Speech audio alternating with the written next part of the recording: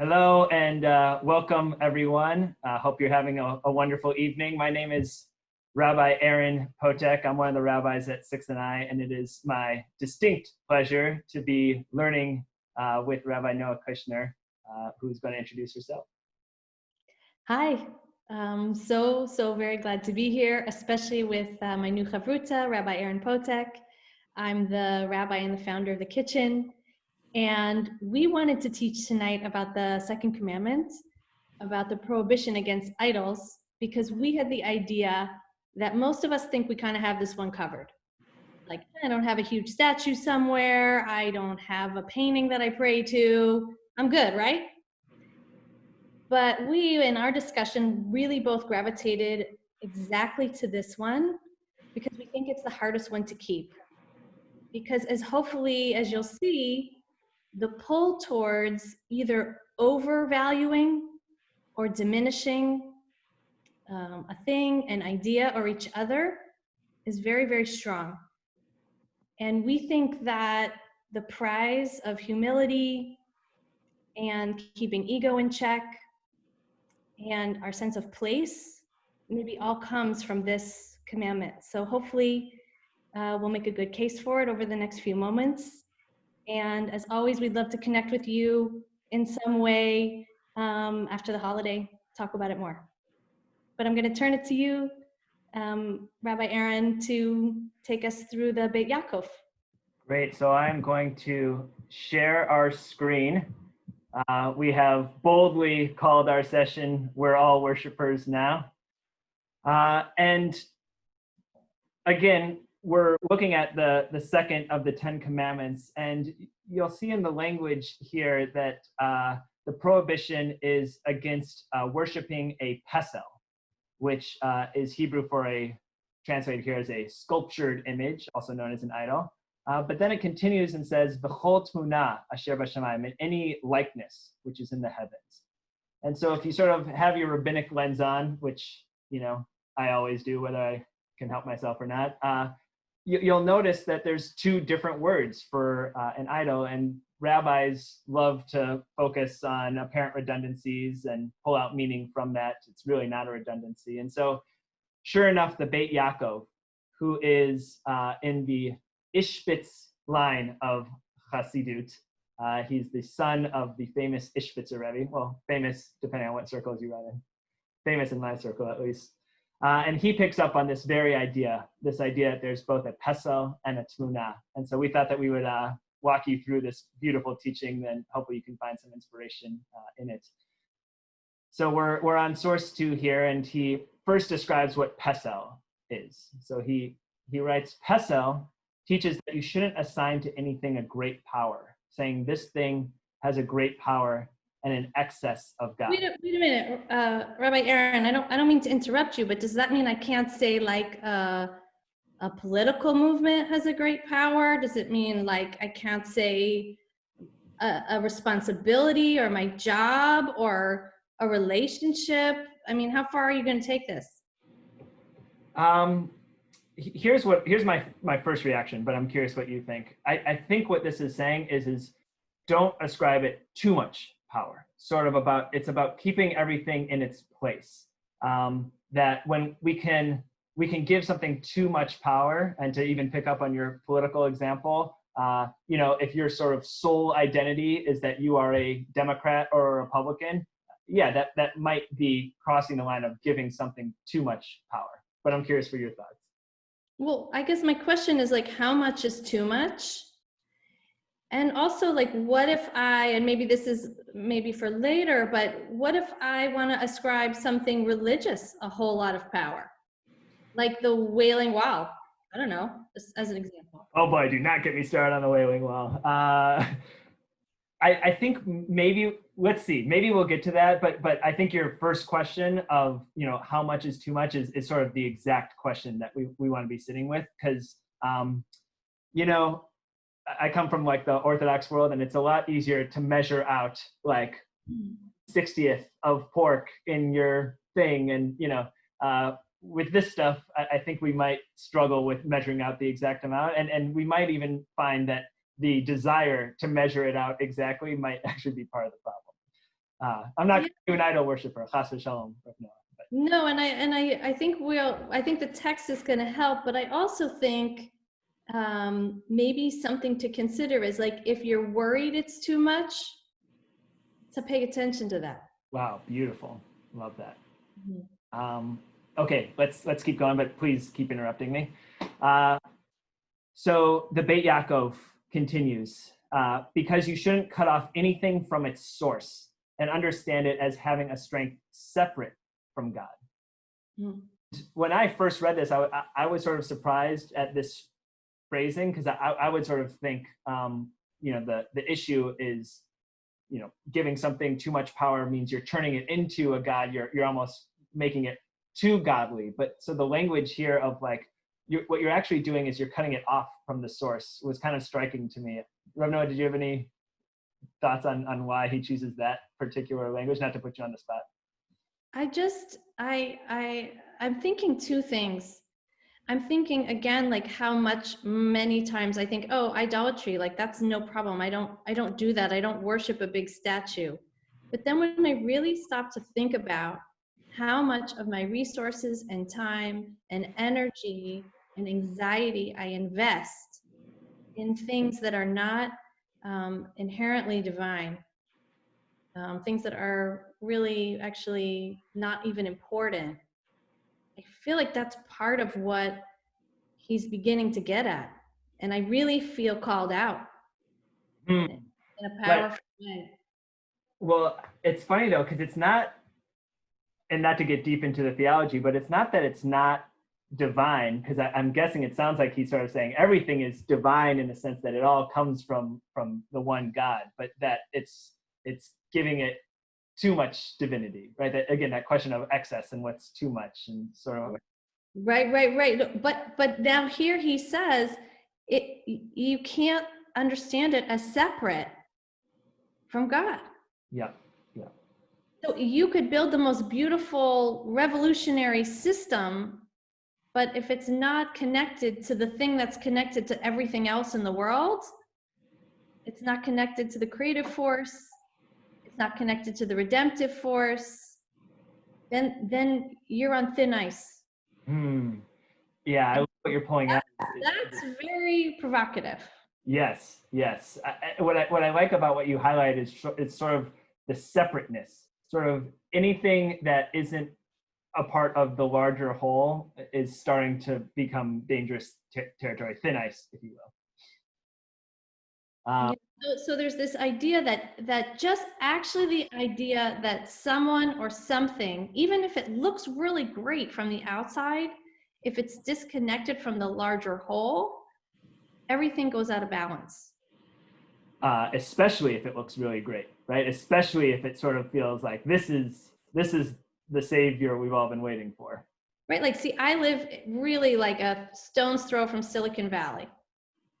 And in 2011, we were saving the world. It was very clear. And now, just a few short years later, obviously the cultural tide has shifted. And so just to live through that euphoria and then that fall, sort of, I feel like that could be an illustration of like, maybe we shouldn't start everything over, right? Maybe this idea of recreating the world, as like appealing as it is, deserves like some checks and balances. I can't help but think, you're a stone's throw away out there in San Francisco. I'm a stone's throw away from the White House here in Washington, D.C. Wow. The image of going from euphoria to fall, don't want to get too political here, but certainly, they're Get political. Well, I'll just say, I think we're all guilty in sort of putting maybe a little too much hope in Capitol Hill, in our team, whatever that might look like.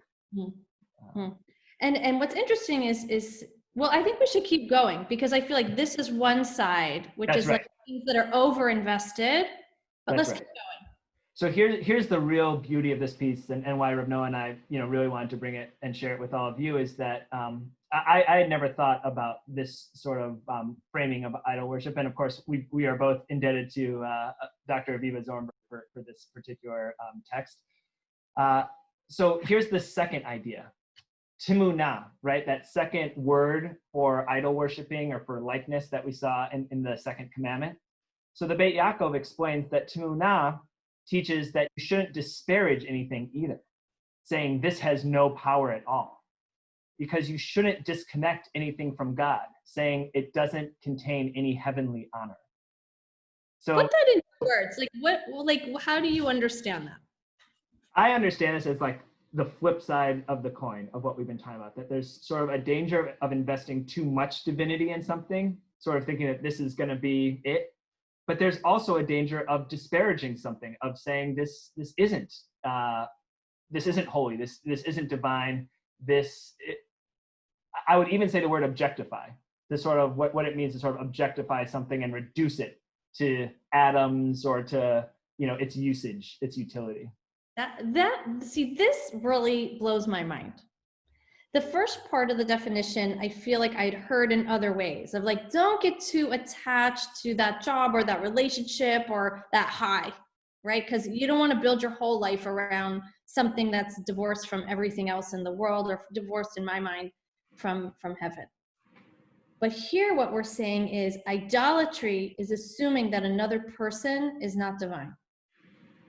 Idolatry is assuming that that field that you're using to plant whatever you're planting is not divine, and therefore you can do whatever you want with it. And it's a short step from that has no divinity to it's there for my use, whether it's a person or a thing or a movement. And it's that using that I don't associate with idolatry, but it's so powerful that that he's putting these together for me. Yeah, and what I love about what you're doing is you're sort of connecting the dots, which is once we start using and objectifying things, then we very quickly sort of turn ourselves into a god in a way, which is arguably what this whole purpose of what we're trying to do here with the second commandment is, to remind us you're not God. Yeah, it reminds me that there was a teaching that I found recently that if you want to learn how to have humility with heaven, or humility, let's just say, you learn it by seeing an older person's face. And there's even a story of this one old rabbi who was like, I'm not going to walk by this group of students because they're all going to feel like then they need to see the face of God in my face, and I'm going to really trouble them. It's like, I'm not going to bother with them. And his teacher says, no, you have to do that. You have to walk by those people so that they remember this, where they are vis-a-vis heaven, where they are vis-a-vis the world, where they are vis-a-vis you.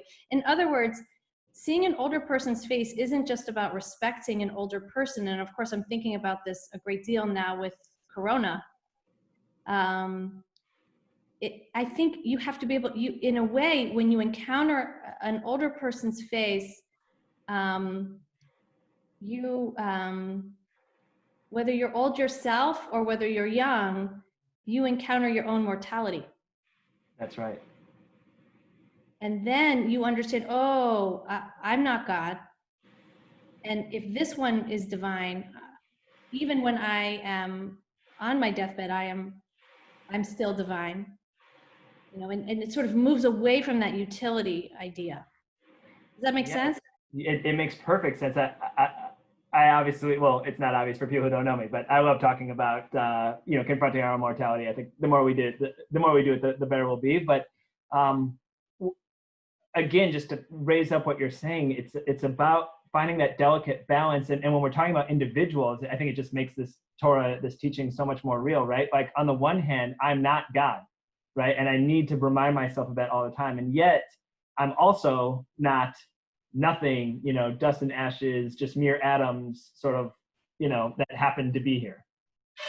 How can I connect with the divinity that's within me and have it hold up its proper place, right? That's right.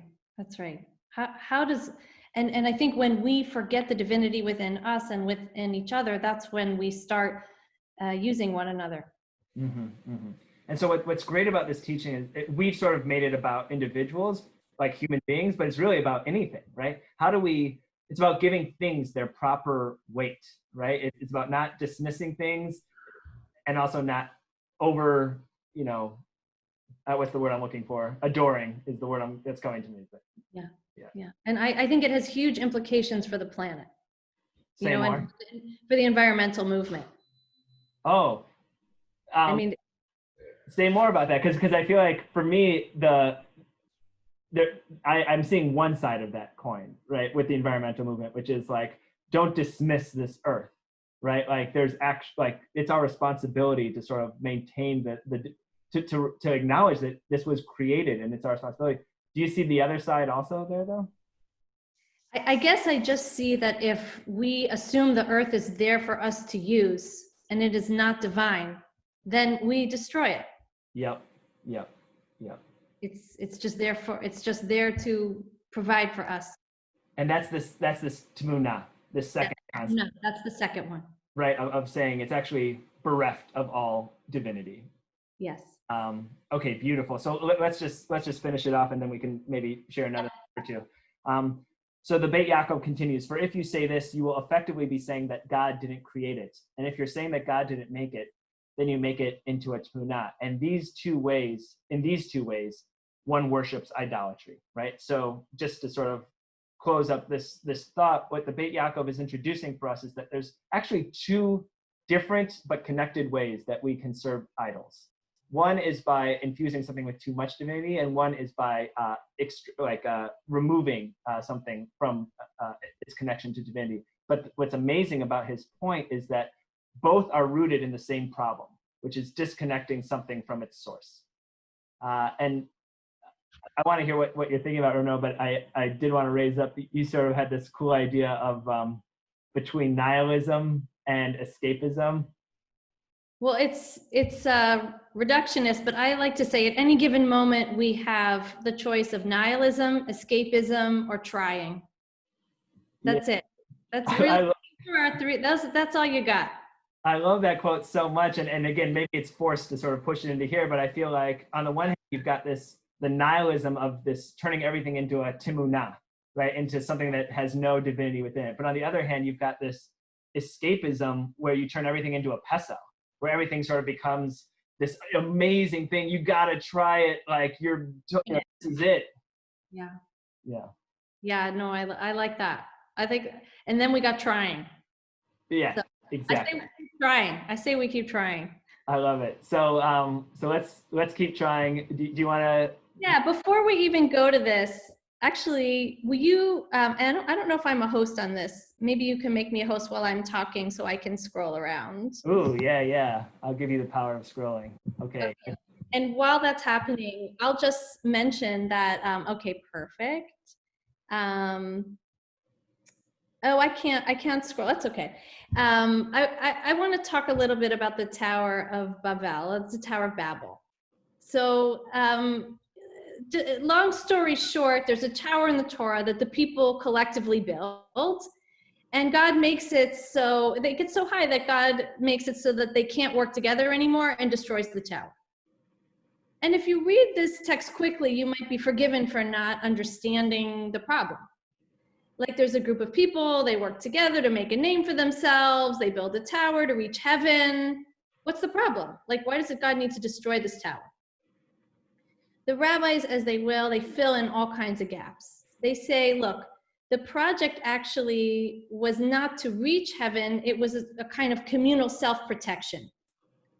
And in fact, once it was built, they felt nobody should ever leave because this tower was so important.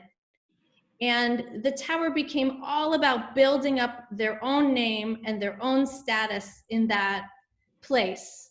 And they were only interested in their own name and their own status to the point where they thought the tower would make them immortal and that everyone had to be bought into this tower and say the same things.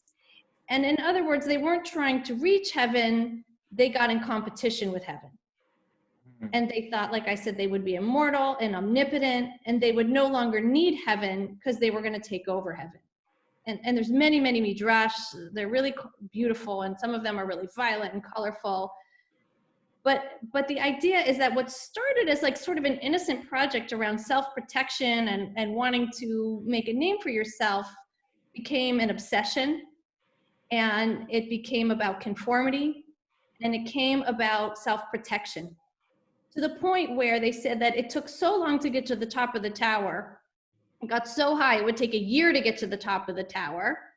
So that if a single brick fell from the top of the tower, people would weep.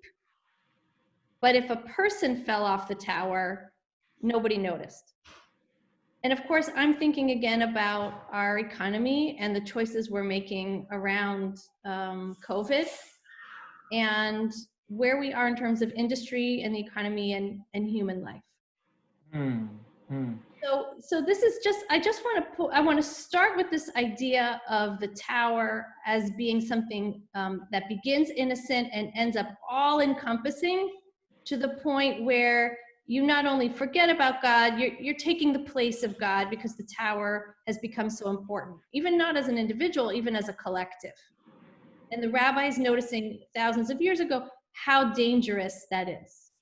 And just I know we haven't even gotten into the text yet, but just again, how connected these two sides are, right? That sort of once you start to think that you are God and to ascribe too much importance to yourself, it's very quick that you sort of devolve into reducing and objectifying other things around you and devaluing the divinity that's within other people or other things around us. Exactly. And again, like what I think is so interesting is it starts innocent. That's right. It's the best intentions. We're going to protect ourselves and make a name for ourselves. Want to keep our kids here. We want to be famous around town. Things that are relatively innocent and laudable. But where it gets problematic is with the overemphasis in one area. Back to your question of sort of where's that line? When do we cross that? Too much. Yeah. So I wanted to bring a text, and we're only going to do a little bit of the text. Yeah, you tell me where to scroll. I'm sorry that we can't. Yeah, that's fine. So just stop there for a second. And it says that essentially the rabbis are going through and saying that this Tower of Babel was really for idol worship, which is our theme and which is what we're talking about. And I'm just going to point out in a very small way where it says, they talk about, and let us make a name for ourselves. That's why they build the tower. And the rabbis will connect that to the prohibition against mentioning the name of other gods. So actually here the rabbis are directly making a point for us really, really nicely in Sanhedrin and the Talmud by saying, you don't have to have a name of a named other god from another religion. Any name will do.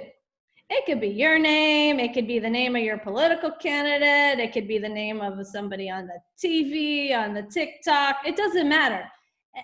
Anything that you ascribe ultimate importance to, or let's say disconnected importance to, something that's now overshadowing the rest of your life, the rest of society, that's suspicious. It's a problem. And calling it, by the way, the TikTok is a way of making us all sure that you have not ascribed too much meaning to social media. So very well done there. It's a what was I going to say? It's a ruse. It's a ruse. I'm as addicted as everybody else. Yep. So if you would just scroll down a little bit. Of course. Okay, perfect. So I wanted to point out the end, which I find actually heartbreaking and poignant and spot on. They're going through something, and my students had some nice teachings around this that I won't go into too detail, but you know, they decide after the tower is destroyed, the uppermost third is burned, and my students said, oh, that's because it was the most arrogant part, and the lowermost third is swallowed into the earth, and my students said, well, that's because it was the foundation, so it had to go. But interestingly enough, some of it remains. And by the way, the rabbis will make a big deal in another piece of the Talmud saying that what's interesting is even though a piece of it remains, they give credit to those who lived in that time that they never go back to pray to it after it falls. So there's a moment of hope there, where even something that once was an idol, you can leave it. Possible. Mm. In any case, the piece I really want to get to is the rabbis will say that on the tower, once people started working on it, they forgot where they came from. They forgot their history. And anyone who's like ever been really involved in a project or a company or a relationship that has that obsessive kind of idol worshiping aspect to it knows what I'm talking about. You forget who you are. You forget where you came from. And in fact, they make it very clear. They forgot all their Torah. They couldn't, the people were so in that moment, everything had become so important. Maybe they forgot the quality of their own lives and their own learning, and their own perspective. And I just thought this was so powerful. It says that Rav says that the atmosphere of the tower, or here it just says the tower, like the feeling of the tower causes forgetfulness. And I just think about the power of forgetting, meaning when the moment or the thing in front of you means that you can't pay attention to anything else. I mean, in fact, I think that's a sign of a cult, right? Is that you can't have your old familial ties, or you can't sustain any sort of arguments, or it can't, it can't, if you're in a cult, you can't, you have to give everything up in your whole life to it, right? That's the extreme example of idolatry. That's what's dangerous. And then, you know, you can look at some societies where you have to give up all your money in order to be in some rung of society, or have this clothes, or have these, go on these trips, right? But like, And I'm struggling in this moment, because like one of the best highlights of my life was I worked for Nisiat for a summer. Now I feel bad. I'm going to like accuse them of idol worship, but you know, it was so demanding. It was a teen program for Israeli and American Jews, and 6 weeks long. And I was fully in it. Like I did not have a life outside of it. I didn't talk to my parents. I didn't have friends. I mean, and it was like, we built something amazing. And the sense of sort of accomplishment and sort of putting all my effort into something, it was so rewarding. I mean, I really think very fondly of that summer. What are you telling me? yeah, it's a great question. And I think that gets back to how much is too much. And I think the difference might be like, were you allowed to call home? You know, and was it a summer, or was it, no, I'm moving to this other country. Like this is, you know, because we could describe some of these things. There are moments where it's really important for people to get in line and to be connected. And I'm thinking actually of the military, right? Like there are moments, but I think the question is, do you forget who you are? Does this new reality take over who you are to the point where if it left, you would have nothing left? You know, and I think it goes back to what you were saying about us each having inherent divinity within us. Yeah, and to build on that, the God, you forget the heaven that's within you. Yeah, and what I was just going to add is a point that I've actually never thought about before. Maybe it's obvious, but that sort of conformity, the dangers of conformity, is that it sort of erases the unique divinity that's within each of us, and that's actually one of the biggest problems of conformity. It's like it's idolatry in a way. That's right. And I think, you know, in our culture now where things are so polarized, and we can't sustain the nuances and the complexities within a person, let alone within a movement.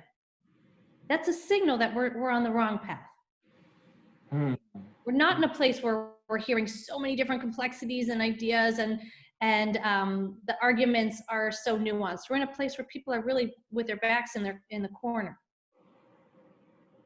But returning to this, just to close it out, I feel this idea of forgetting, and of course I have in my mind the title of Milan Kundera's famous book, The Book of Laughter and Forgetting, and that different regimes, you know, create new backstories, right? And who gets to tell the story has a lot of power.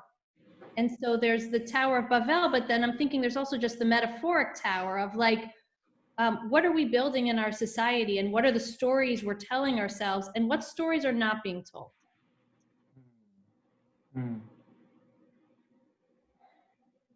I mean, there's just so many different directions we could go.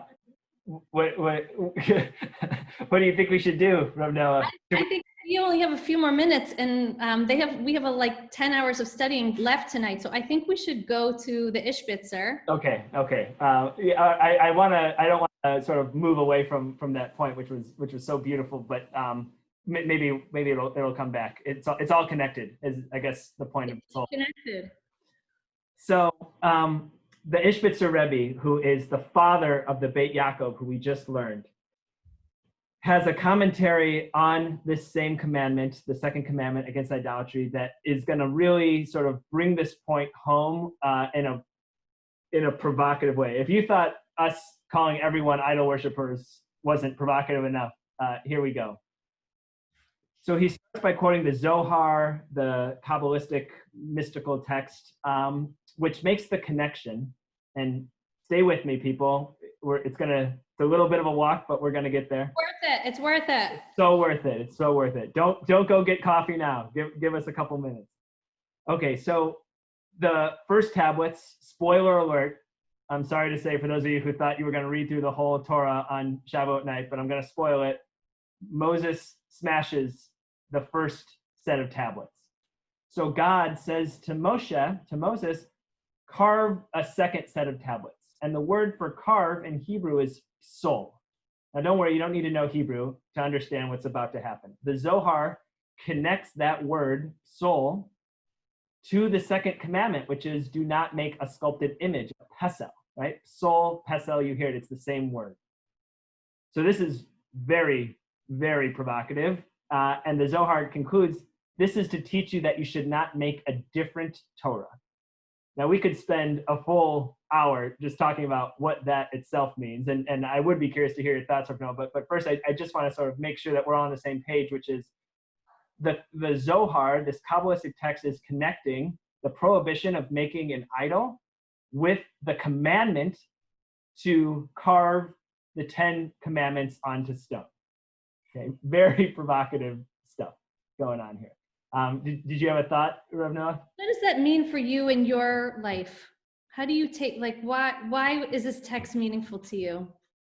I think it's a great question that everyone should always ask their rabbis. Whenever they see their rabbis getting very excited about a text, you should ask them that. I'll speak very personally for me. I grew up in the Orthodox world, and I think that there's a real danger of making the Torah itself into an idol. And I realize I'm like even getting anxious saying this because this is provocative stuff. And unlike a class behind closed doors, this is out there on the internet. But here we go. Too late now. I think there's a real danger of turning religion into idolatry. And I think that leap happens when we ascribe too much meaning to the commandments, when we sort of disconnect the commandments from their creator, right? Going back to the very first text we talked about, one of the aspects of idolatry is when we disconnect something from its maker. And so sort of, that's what the law says. Why? It doesn't matter why. That's just what the law says. That, if I may be so bold, feels like a form of idolatry. Sort of, I don't care about its connection to God. That doesn't matter anymore. What matters is now we've got these 2 tablets, and I'm going to hold on to them for dear life. I thought that's so beautifully said, and I think for many people maybe listening in this class and learning the whole time, they may be thinking, but can't religion be susceptible to some of these dangers? Can't you make a Tower of Babel out of religion? And the rabbis are saying unequivocally, yes, you can. It doesn't mean that you can't also make it out of money or politics. Or I once had a student who came to me, I was a Hillel rabbi, and he said, I am not going to be a part of religion because religion causes problems and violence. And I said, I know what you mean, because, since money and relationships and love and politics and statehood cause problems and violence, I'm not going to be part of any of those things. And he said, I see what you mean. Nice. Rabbi now, I just that's one of my claims. But anyway, religion is susceptible to these things. It is. So we don't want to make religion just be pablum and make it mean anything and make it meaningless. We want it to be forceful. And that means we have to accept the responsibility and the edge to it, that it can do destructive things. So we have to have those checks and balances. And one of the things I love in this teaching is that he says God did not reveal to people anything to its ending point, meaning it's not over yet, kids. That's and right. if you say religion closed, then you are there's a way of making it an idol. And actually I can say that very clearly as a woman rabbi. And I think about the teaching from Cynthia Ozick, where she said, we worry so much about all the people we lost in the Shoah. We never think about all the talent from all the generations of women and all the people who couldn't contribute anything. And what a huge loss that is. Wow. Right? Because people assumed religion was closed. So I love, especially on Shavuot, and I feel like this is a great place to end, you know, this idea that Torah is ongoing, that it is living, and that it is actually fulfilling the second commandment to say, I just found something new in it. That's exactly right. And again, I'll share one thought, and then maybe Rabbi Noa, if you're feeling inspired, we can end it there, or we can end with your Hasidic teaching. But just the idea of a pesel being something that is complete, whole, full, done, finished product. Again, I think it just adds another layer to what we've hopefully been talking about this whole time, which is how does idol worship apply to me today in my life if I don't have sort of a stone figure that I'm bowing down to? And I think what the Ishbitzer Rebbe adds is whenever you sort of see something as full, complete, you're actually doing idol worship in that you are ascribing it a level of divinity that it's not worthy of. You're saying this is just it's a perfect thing. And in reality, the reality we're living in quite clearly is not perfect. And being able to sit with the imperfection, and again, to pick up on what Noah was saying, to use that as a way to actually push us forward, is very inspiring, but it comes with sort of a cautionary tale also. Yeah. Beautiful. What do you think? Do you want to end with your? How are we doing on time? I think we have 3 minutes, but I don't know. Okay, I'll give 3 minutes. So here we go. We'll give you this last teaching because it's so beautiful. They're quoting the story of Babel that we just talked about, the Tower of Babel, and they're looking for an illustration of the Tower of Babel. And they talk about a man who's on his deathbed, and he's part of the school of Kotsk, which was known for extreme honesty, brutal honesty. And he's on his deathbed. And one of his friends goes to him and he says, is your, the destructive part of your ego, what we call like the Yetzer Hara, the evil inclination, that thing that whispers to you, that keeps you down and makes it so that you don't try to do anything beautiful in the world, but you just degrade everything. We all have this voice in our head. It says, it's still with you, like even on your deathbed. Tell me what it means to die. And the man says, yes, it's still with me. And in fact, my ego, my destructive ego, is trying right now, as I'm dying, to persuade me to say the Shema, a beautiful prayer. So that, not because it's a beautiful prayer, so that when I die, everyone will say, oh, he was so righteous, he died saying Shema.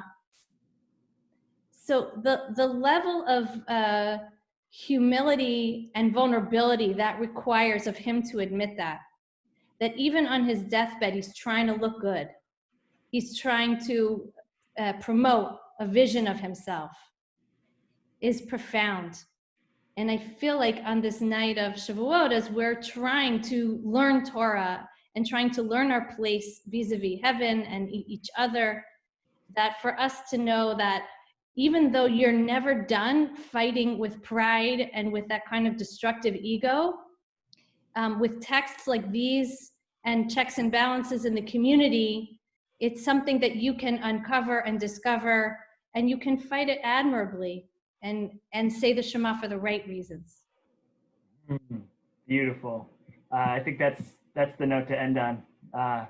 Thank you everyone for listening in, and you got a long road ahead. There's 8 more commandments to go, I think, last time I counted. So hope we'll all stay in touch.